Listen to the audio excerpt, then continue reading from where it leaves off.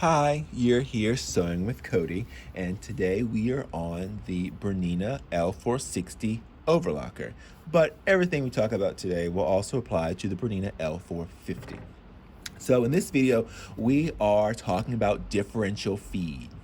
Differential feed is something that's pretty just unique to an overlocker, not any specific brand, but if you are looking for a new overlocker, also known as a serger, you definitely want one that has differential feed. Nowadays, they pretty much all have it, but some of the really lower end models, it's not something that's standard.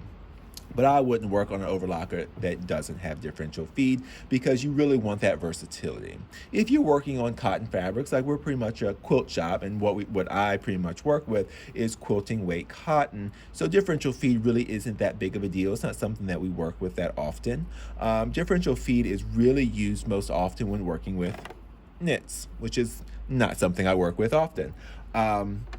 But so with knits, because the fabric stretches, so we need to adjust our differential feed. But let's talk a little bit more about differential feed.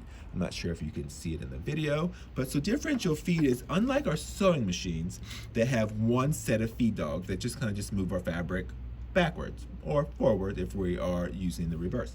But differential feed, we have a set of feed dogs in the front and we have a set of feed dogs in the back. So on our machines, we have the knob here. Move the camera over a little bit. So this is our differential feed knob. So right now it's set on 1. Or some machines it would be like an N, which is neutral. So that means the front feed dog and the back feed dogs are working at the same rate. So they're working as one large set of feed dogs. So that's perfectly fine for our cotton fabrics because our fabrics don't stretch. Now, unless you work on the bias, but that's a different story.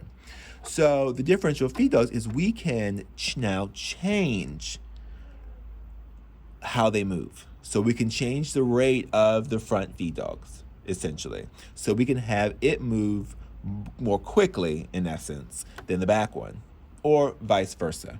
So if we want to give our fabric a more ruffled look, or if we're working with stretchy fabric and we want to keep it flat and not stretched out, we can adjust our front feed dog.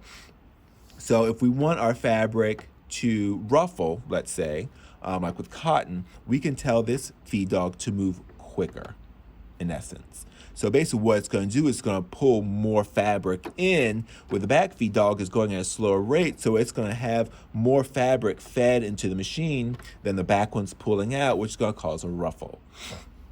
Or vice versa, you can have this one move slower than the back one, so then it's going to pull our fabric and not allow too much fabric to be fed in, which could then stretch out our fabric if it's regular fabric or non-stretchy fabric or stretchy fabric. Like I said, I'm not a knit expert, but I know how to adjust our differential feed, and I created something that I reference quite often, especially when we're working with the knit, and usually it's more samples than anything.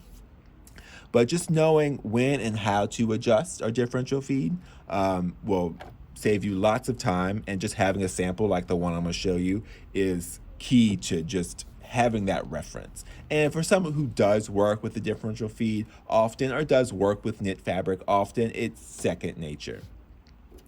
So here in the sample, which I'll show you. So here is a knit fabric, as you see it nice and stretches.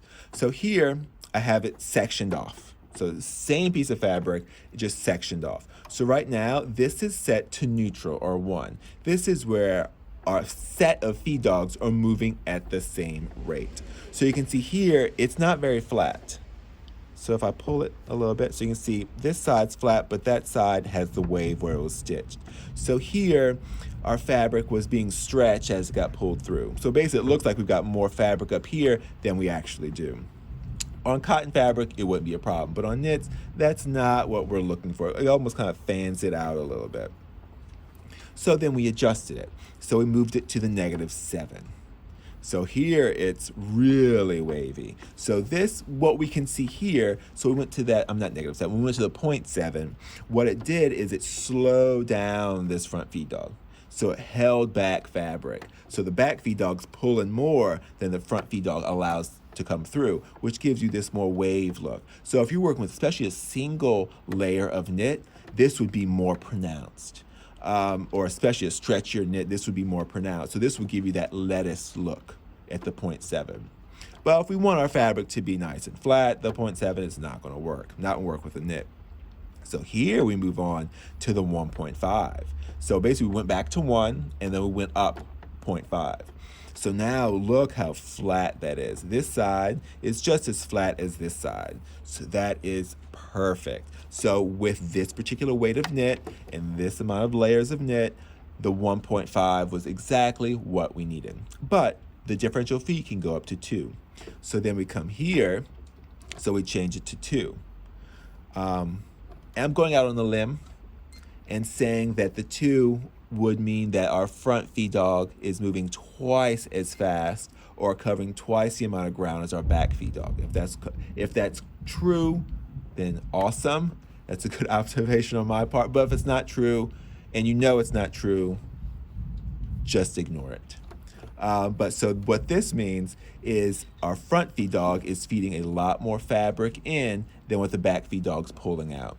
So here we get a tighter stitch, so it then kind of pulls this fabric in and this kind of loops down. So here we've got more of a pull than up here. So that'll give us a tighter stitch. So for some knits that may be better, but with this particular knit, as you can see, it pulls it up and that's not what we want. So with this particular weight of knit, the 1.5 is perfect. And this may be a good general rule of thumb for most weights of knit, especially when we work with 2 layers. So my little reference is something I have to reference often because knits aren't something that I work with that frequently, or hardly ever, to be honest. But I have to teach people and let them and have them understand why you would want to change your differential feed and how to. So this little reference to is perfect. So just a scrap piece of knit and having it one piece and just section it off and labeling what section you change it to what will give you a perfect reference guide. And you would just use your regular overlock foot. And other than that, you may have to do some adjustment settings. Something that we have found with working with some knits is we had to adjust our needle tension. So we kind of had to loosen that tension to give us that stretch that we need, because we were working with some really stretchy knit the other day and it just didn't have the stretch that we were looking for. It was kind of on the tighter side. So we just adjusted our needle tension to like a 3.5, so it brought it down a little bit, and that's all we really need. Like a 3 or 3.5 worked beautifully and gave us the stretch that we really needed. All right, well, hopefully that answers most of your questions on differential feed.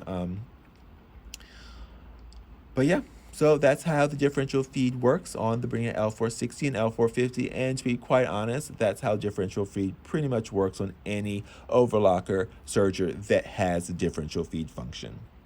All right, well, happy sewing.